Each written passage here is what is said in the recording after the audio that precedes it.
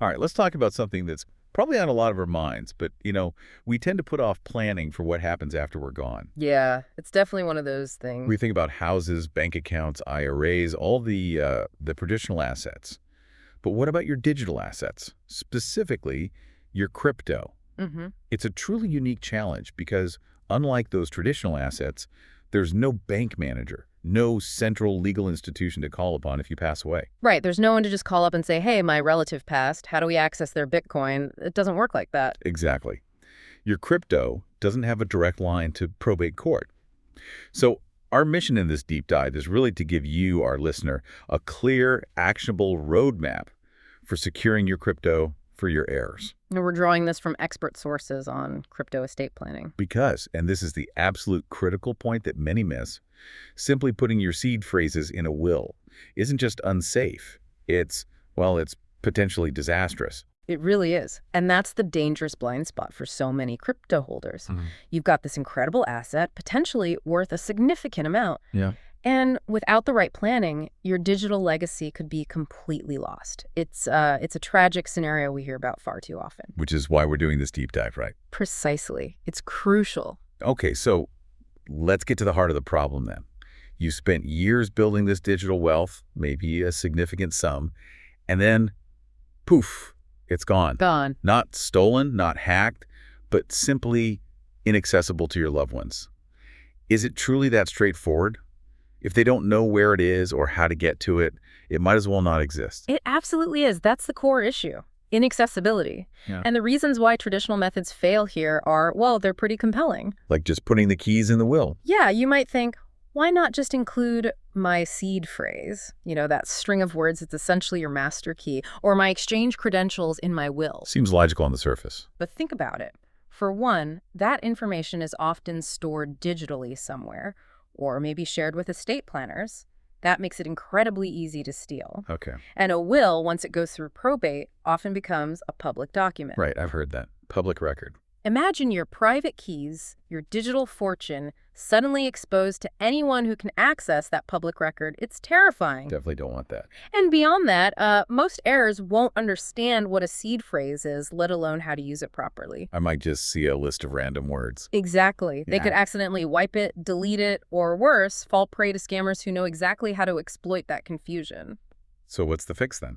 The solution isn't to include the crypto access itself, the keys, in the will or trust. It's about including clear, concise instructions that lead your heirs to the keys securely. Instructions, not the keys. Got it. Right. So you mentioned wills and trusts. These are the established legal tools for passing on assets. How do they stack up against this unique beast that is crypto? Which one really fits, especially considering all those access and security challenges you just laid out? That's an excellent question, and it highlights a really key distinction for anyone holding crypto. Wills, they're generally simple, relatively inexpensive to set up. Okay, the common option. But for your family, they involve a lengthy and often very public probate process. Public again. Right? That seems like a recurring problem for crypto. It is.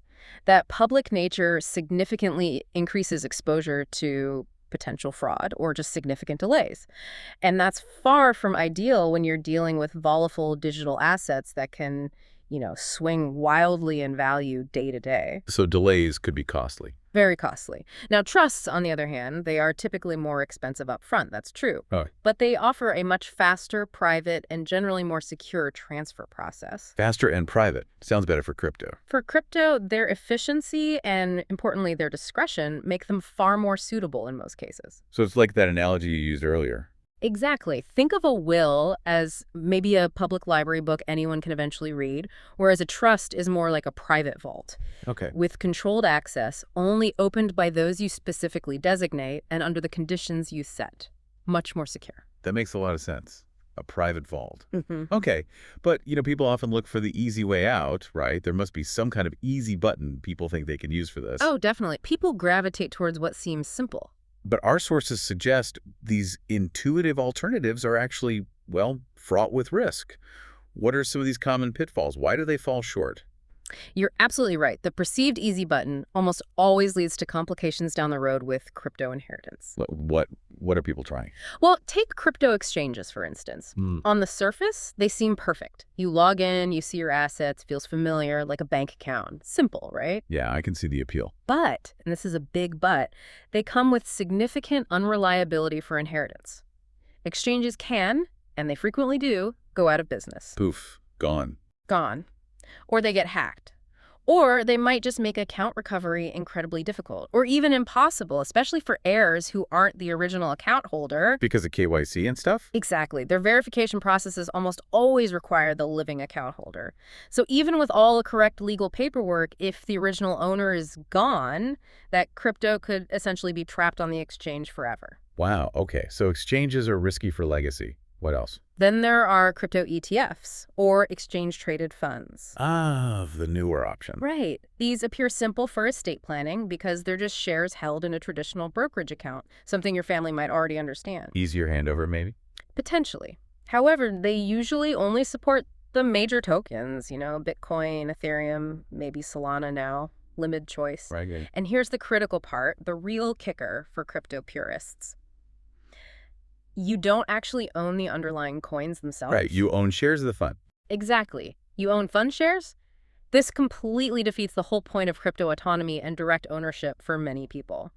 That's a core principle, right? Self-custody, yeah. It means you're trusting a third party, the fund manager, to hold the assets, which is kind of the thing crypto was designed to avoid in the first place. Okay, so the exchanges are unreliable long-term, and ETFs mean you don't actually hold the keys.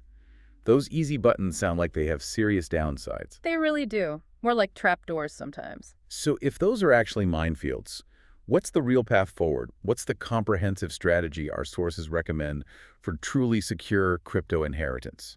Something that gives actual peace of mind. Okay, so this isn't about finding a shortcut, like we said. It's about building a robust, resilient system for your digital legacy. It boils down to a 4-step strategy. 4 steps. Okay, break it down for us. All right, step 1. Provide info in the will trust, but not too much. This is crucial. What kind of info? You want to include a clear list of the cryptocurrencies you own, how many wallets you have, and give them clear labels like wallet for savings or trading wallet. Makes sense. And if you've assigned specific wallets to different heirs, you should identify which wallet belongs to whom in your instructions. Okay, clarity is key. But here's the critical warning, and we really cannot emphasize this enough. Never, ever, ever store the actual seed phrase or private keys in the legal document itself. Right, we covered that. Huge security risk. Absolutely catastrophic. It's like, as you said, leaving the combination to your safe tape to the outside of the door. Just don't do it. Okay, so step 1 is list what you have and where, generally, but not the keys. What's step 2? Step 2, leave a way to securely find the seed phrase. This is where the physical security piece comes in. How do your heirs find the keys if they aren't in the will? The treasure map instructions. Kind of, yeah. Our sources strongly recommend using a metal seed phrase plate. Metal, not paper. Definitely metal. These things are engineered to be super durable. Think waterproof, fireproof. They're designed to last for generations, literally. Wow, okay. Built to last. Right. You should then store this metal plate in a really secure physical location, maybe a high-quality home safe or perhaps a safety deposit box at a bank. And the will points to that location. Exactly. The will or trust contains clear instructions on how to access that specific safe or box, not the seed phrase itself, but the location of the durable plate holding it. Got it. And here's that powerful warning from the sources again. It really sticks with you. Never use paper. Imagine a washing machine destroying your family's entire inheritance. Oof. Yeah, that washing machine quote is incredibly vivid. It really drives home the point about durability, doesn't it? It's not just abstract security. It's real-world stuff. It really is. Paper burns, it floods, it degrades. Metal endures. Okay, so they followed the instructions, found the secure location, and now they have this incredibly durable metal seed phrase plate. What's step 3? Because finding it is only half the battle, right? Exactly. And that leads us directly to step 3. Teach your family how crypto works. The education piece. Yes, and this step is perhaps the most overlooked, but it's incredibly important.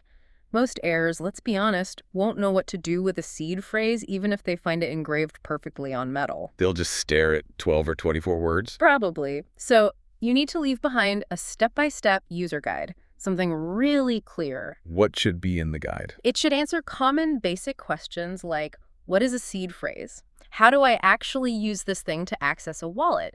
And crucially, okay, I'm in. How do I sell this crypto if I need to? Practical steps. Very practical, because without this education, your family might panic, turn to strangers online for help, and, well, they'll likely get scammed.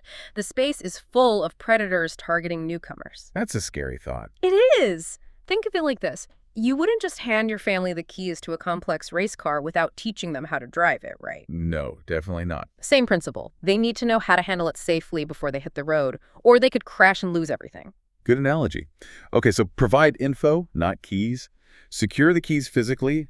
Educate the heirs. What's the final step? And finally, step 4. Choose the right wallet for legacy. This is about thinking long-term, decades, potentially. Which wallet is best for that?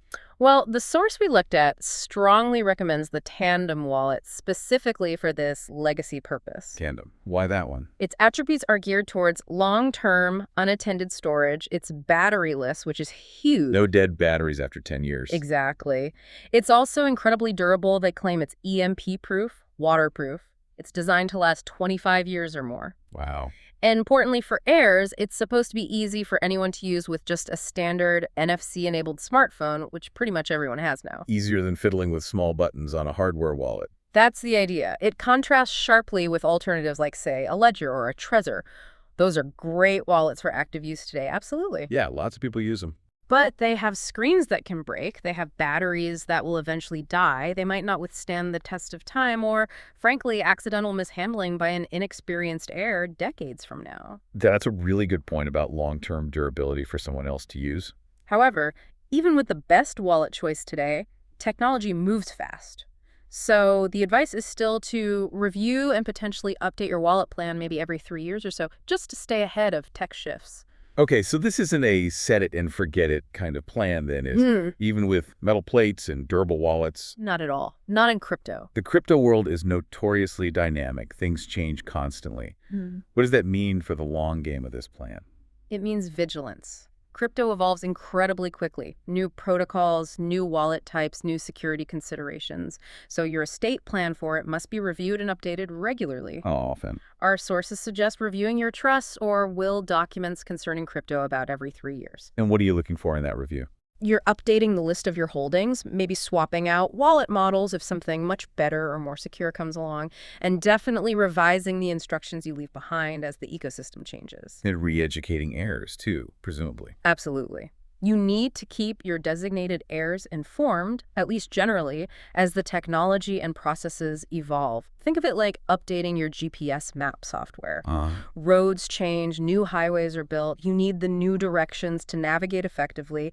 Otherwise, you could end up totally lost using old information. That makes perfect sense. Keep the map updated. All right. This has been an incredibly insightful deep dive, really practical stuff. For our listener, what's the ultimate, maybe the most proactive step they can take right now to ensure their digital legacy is secure? Look, the single most critical piece of advice, beyond all the technical steps, is to educate while you're alive. Talk to them now. Yes, don't wait. Rather than overwhelming your family with a stack of confusing documents and a foreign concept after you're gone, sit down with them now. What should that conversation look like? Share your knowledge gently. Walk them through your system, conceptually. You don't have to show them the keys, obviously. Right. But explain what crypto is, why you hold it, what a wallet is, what a seed phrase does. Maybe even watch some basic education content together. Make it less scary, less alien. Demystify it a bit. Exactly. Because the alternative, the consequence of inaction, is really quite stark. They might inherit a potentially valuable asset, but tragically, like one source vividly put it, it could end up being like $27 worth of poo coin that they find accidentally and have absolutely no clue what to do with it. Or worse, they find the main stash but lose everything you intended for them simply due to a lack of understanding or falling for a scam. That's the real tragedy to avoid. Wow. Yeah. Okay, so communicate and educate now. That's powerful advice. Yeah. So just to quickly summarize our deep dive today. For crypto transfer, it seems trusts generally have the edge over wills because of speed and, crucially, privacy. Never, ever, ever include seed phrases or private keys directly in your will or trust documents. Use secure, off-site access instructions instead the treasure map idea. Right. Point them to the secure location. We walk through that comprehensive four-step strategy. List assets clearly. Use durable storage like metal plates for keys, provide detailed user guides, and choose wallets built for long-term legacy. The 4 pillars, essentially. And remember, the crypto world moves incredibly fast. Updating your plan regularly and educating your family now are not just good ideas, they seem like absolute necessities. Non-negotiable, really, if you want this to work. We really hope this deep dive has given you, our listener, a real shortcut to being well-informed and hopefully taking action on this vital topic. And thinking about all this, it raises an important question for you to consider as we wrap up. Oh, what's that? How do these principles of proactive digital asset planning extend beyond just cryptocurrency?